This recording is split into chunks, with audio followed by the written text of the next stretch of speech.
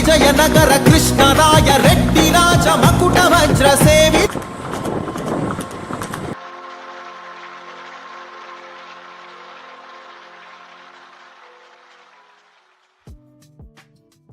భారతదేశం ఎన్నో సాంస్కృతిక సాంప్రదాయాలకు నిలయం. భారతదేశాన్ని ఎంతోమంది రాజులు పరిపాలించారు. ఎన్నో రాజ్యాలకు విభజించి దక్షిణ భారతదేశం, ఉత్తర భారతదేశంగా పరిపాలన సాగించారు.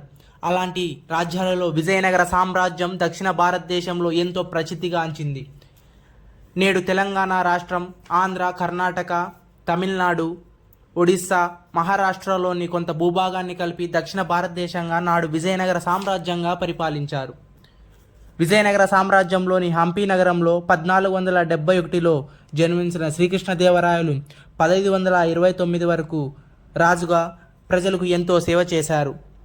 తల్లి నాగబాంబ, తండ్రి నరసేనాయకకు జన్మించిన శ్రీకృష్ణదేవరాయలు తన చిన్ననాటి నుండి ఎంతో విజ్ఞానం, పాండిత్యం మీద ఎంతో పట్టు కలిగిన వ్యక్తిగా ఎదిగారు. శ్రీకృష్ణదేవరాయలు చిన్ననాటి నుండి ఎన్నో విద్యలో నేర్చుకొని తర్వాత తన ప్రజలకు ఎన్నో సేవలు చేయాలనే ఆలోచనతో 20 ఏట తన ప్రజల మేరకు, ప్రజల విజ్ఞప్తి మేరకు తను రాజును చేసి పట్టాభిషక్తిని చేశారు తన తల్లిదండ్రులు. అలా రాజైన శ్రీకృష్ణదేవరాయలు 5 సార్లు దండయాత్ర చేసి కళింగ రాజ్యమైన, అంటే ఒడిస్సా రాష్ట్రాన్ని పరిపాలిస్తున్న కళింగ రాజ్యాన్ని 5 సార్లు దండయాత్ర చేసి వారికి అపజయం చెవి చూయించి, చుక్కలు చూయించి చివరకు విజయకేతనం జెండా పాతారు శ్రీకృష్ణదేవరాయలు. అలా దండయాత్రలో విజయకేతనం ఎగరవేసిన శ్రీకృష్ణదేవరాయలు తర్వాత రాయచూర్ రాజ్యాన్ని, తర్వాత కృష్ణా, తుంగభద్ర నది పరివాహక ప్రాంతాలని ఆధీనం చేసుకుంటూ ఒక్కొక్కటిగా స్వాధీనం చేసుకుంటూ దండయాత్రలు చేసుకుంటూ తన రాజ్యంలో చిన్న చిన్న రాజ్యాలను కలుపుకుంటూ అలా ఉదయగిరిలోని కోటను, అంటే నెల్లూరు జిల్లాలోని ఉదయగిరి కోటను కలుపుకొని తిరుపతి వెళ్ళి అక్కడ వెంకటేశ్వర స్వామికి విలువైన కానుకలు సమర్పించి మొక్కులు చెల్లించుకొని ఎన్నోసార్లు వచ్చారు. తర్వాత విజయవాడ ప్రాంతంలోని కొండపల్లి కోట, తెలంగాణలో నల్గొండ, వరంగల్ కోట దగ్గరలో కోటల్ని స్వాధీనం చేసుకొని రాజమండ్రి, తర్వాత బీజాపూర్ సుల్తాన్లు పరిపాలిస్తున్న కటక్ రాజ్యాలను ఆయన స్వాధీనం చేసుకున్నారు.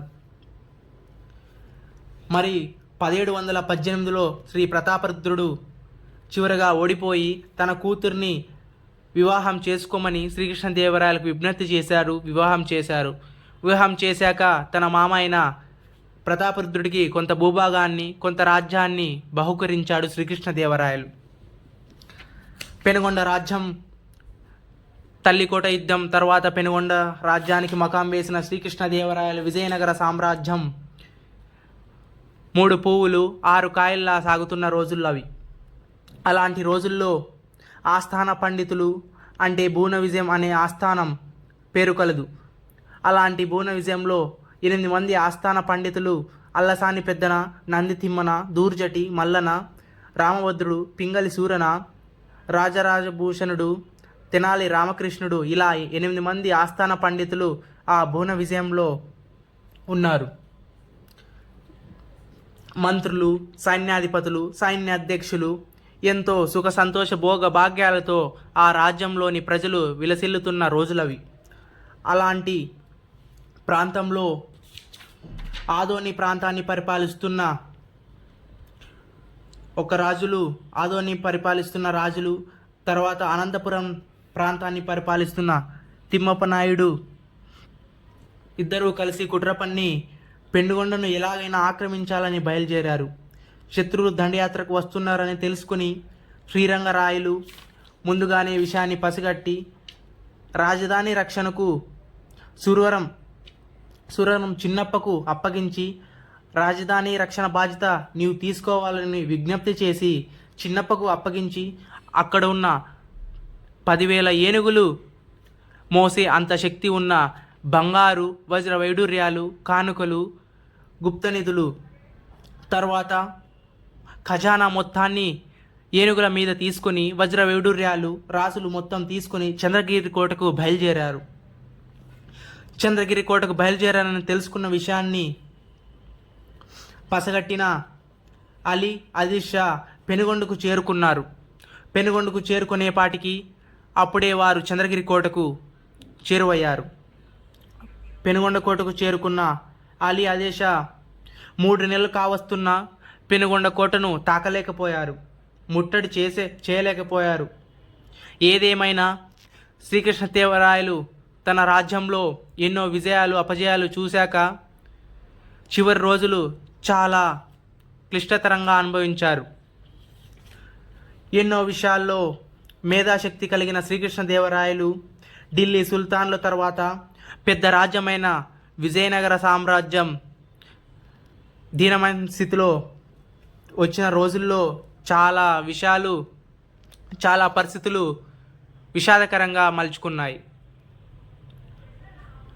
తన కొడుకు చనిపోవడం, తన రెండో కొడుకు రాజ్యాధికారం అప్పగించడం, తర్వాత నమ్మిన బంటువే తిమ్మరసే తనకు మోసం చేశాడని తన మీద అపనింద వేయడం, ఇలా ఎన్నో శ్రీకృష్ణదేవరాయలకు బాధ కలిగించిన సన్నివేశాలు ఎన్నో ఉన్నాయి. శ్రీకృష్ణదేవరాయలు కర్ణాటక ప్రాంతంలో, ఆంధ్ర ప్రాంతంలో సాహితీ సమరాంగణ సార్వభౌమ అని పేరు, తర్వాత కర్ణాటకలో ఎంతో ప్రాంతాన్ని పరిపాలించారు. ఇలా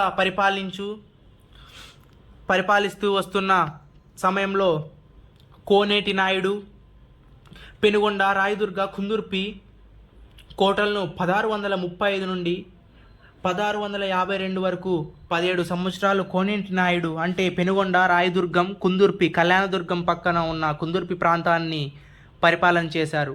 శ్రీకృష్ణదేవరాయలు చివరి రోజుల్లో ఏమైపోయాడు, ఎలా జరిగింది, ఎలా చనిపోయాడు అన్న విషయాలు మనం తెలుసుకోబోతున్నాం.